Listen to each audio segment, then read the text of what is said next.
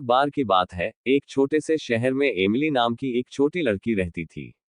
Emily हमेशा चुड़ैलों और राक्षसों की कहानियों से रोमांचित रहती थी जो उसके दादा उसे सुनाया करते थे।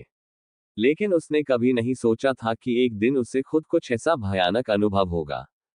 यह एक अंधेरी और तूफानी रात थी और एमिली घर में अकेली थी। उसके माता पिता एक डिनर पार्टी के लिए बाहर गए थे और देर तक वापस नहीं आए।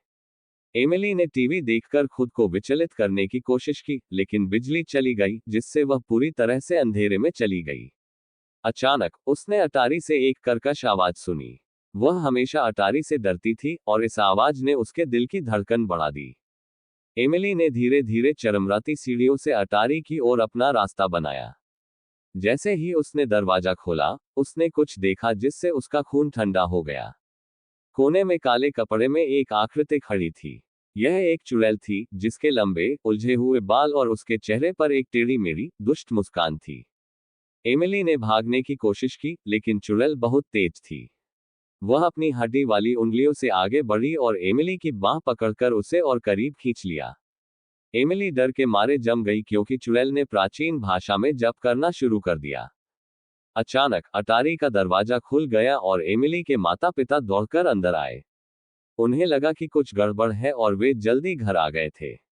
चुड़ैल ने उनका सामना किया, उसकी आंखें गुस्से से चमक उठी। लेकिन एमिली के माता पिता साधारण लोग नहीं थे। वे जादू टोने के विशेषज्ञ थे और वे जानते थे कि इस तरह की स्थिति से कैसे निपटा जाए। उन्होंने अपनी छड़ी निकाली और चुड़ैल पर जादू करना शुरू कर दिया, जो उनकी आंखों के सामने सिकुड़ने और मुरझाने लगी। अंत में चुड़ैल हार गई और एमिली के माता पिता अपनी भयभीत बेटी को आराम देने के लिए दौड़ पड़े। उन्होंने समझाया कि चुड़ैलें और राक्षस असली थे, लेकिन उनमें उन्हें हराने की शक्ति थी।